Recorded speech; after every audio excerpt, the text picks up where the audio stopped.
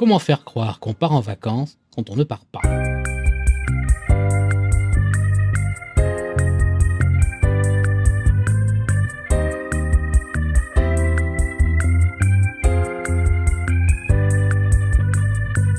C'est un truc vieux comme l'agence Cook et souvent repris dans les films d'espionnage. Faire croire qu'on est quelque part ou qu'on y a été alors qu'on n'a pas bougé. En faisant envoyer par des kidams voyageurs des cartes postales préécrites à la main, mais à faire timbrer en des contrées divers et bluffer ainsi son monde. On en connut qui en firent même profession. Un mien parent qui fut longtemps concierge au St. James et Albany à Paris racontait volontiers les manigances de certains des clients qui laissaient ainsi en consigne des cartes sous enveloppe adressées à Riri, Fifi ou Loulou et envoyées à des dates très précises. On parle ici d'un temps où la carte postale était reine et le courrier postal était roi, autant dire la préhistoire. Qui envoie encore aujourd'hui des cartes postales depuis son lieu de vacances? Personne, ou alors quelques pervers spécialisés dans l'envoi de cartes ricanantes d'un goût douteux ou des monomaniaques fixés sur les recettes locales genre couscous du monde. Ainsi cet été, décision est prise de ne pas partir mais de faire croire que si, peu importe le motif. Maison familiale pleine à craquer, coincée, fâcherie à mort, chômage brutal, acouphènes, unlikes mondains en pagaille, réputation de pique-assiette consommée, plus de maillot de bain à sa taille, déprime, pari stupide, ou plus un rond. Si le coup de la carte postale peut encore marcher auprès d'êtres profondément naïfs ou encore épargnés par les réseaux sociaux, il va falloir passer à la vitesse très supérieure pour faire avaler à son entourage qu'on est parti sans parti. Voici donc un vadémécum du stratagème avec avantages embarqués et inconvénients latéraux. Avant tout, se renseigner très précisément sur toutes les destinations envisagées par les uns et par les autres, sans oublier ceux du fond, c'est les pires. Ne rien négliger, ni la maison de famille dans un trou perdu de la Creuse, ni le camping 4 étoiles à Bodrum, ni le Airbnb au Portugal.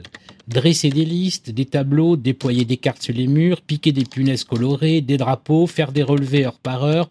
En comparaison, le général Patton, c'était les Castors Juniors. Une fois ces données analysées, choisir 2-3 points de chute ignorés par ce radar shazamiste et y développer son projet personnel de séjour fictif. Aller jusqu'à commander sur Amazon devant témoin les guides sur les pays ou la ville qui ont été choisis. Ensuite, à la date proclamée du départ, débrancher tout ce qui est puce, GPS, logiciel de géolocalisation, bref, vous éteignez votre smartphone. Un sacrifice pour beaucoup, d'autant que l'outil est fortement recommandé pour tremper les autres grâce à ses applications. Suspendre impérativement ses comptes Facebook et Twitter, mais garder Instagram, ici idéalement configuré pour mentir.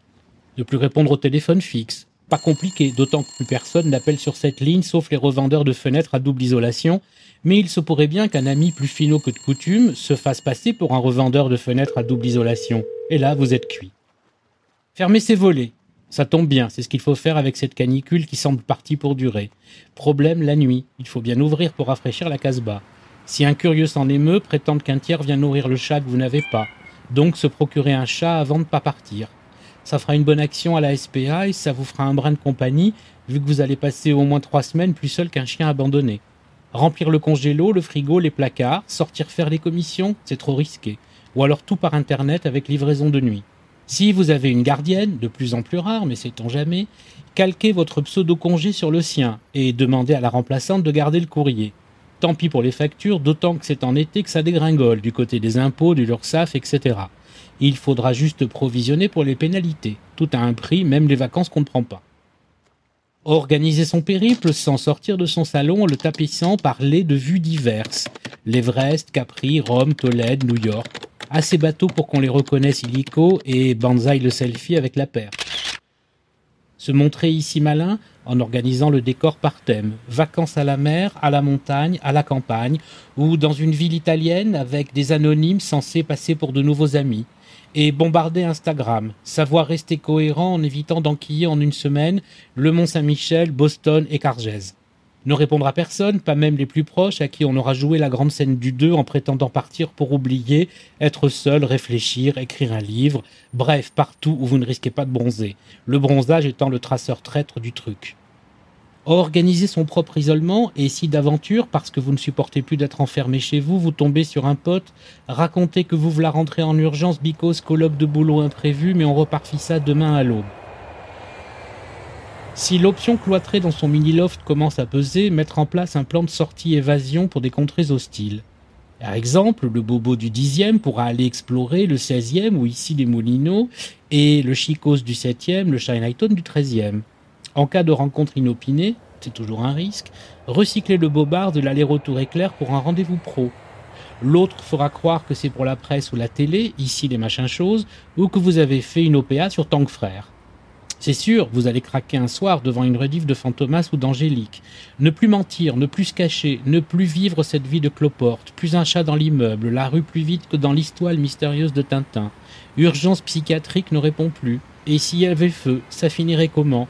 En merguez ou comme dans Tati Daniel? Vous finirez dans les journaux et tout Paris saura que vous êtes fait comme un rat. Avant d'en arriver à de telles extrémités, gardez une porte ouverte en clamant sur tous les toits que vous adorez Paris au mois d'août, même si c'est devenu insupportable, que vous trouvez franchement débile de partir quand tout le monde part alors que vous êtes libre sans enfant et aussi sans boulot depuis 10 jours. Et puis il y a Paris-Plage, cette merveille démago et ruineuse qui fait croire que sous le sable, le pavé est vraiment bio. En réalité, pas question d'y mettre un orteil, sauf peut-être pour des selfies qui feront croire que vous êtes à Palavas ou à Saint-Cyr-les-Lecs. Enfin, après avoir fait croire que vous êtes parti, il va bien falloir faire gober que vous allez rentrer ou que vous êtes rentré.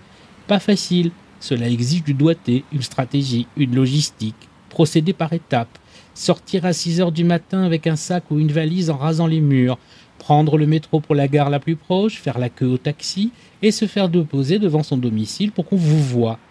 Passer ostensiblement par la loge de la concierge qui n'était pas dans l'escalier pour récupérer le courrier. Outre les factures, les avis de recommandés, les mises en demeure et les plis pour fenêtres à double isolation, il y aura un très gros tas de cartes postales, tout envoyé de contrées bizarres et de régions exotiques. Regardez bien le cachet de la poste faisant foi. C'est celui de la poste de la Bastille. Vous n'avez pas été les seuls à ne pas partir en faisant croire que vous partiez. Le grand jeu de la rentrée consistera dès lors à piéger les autres.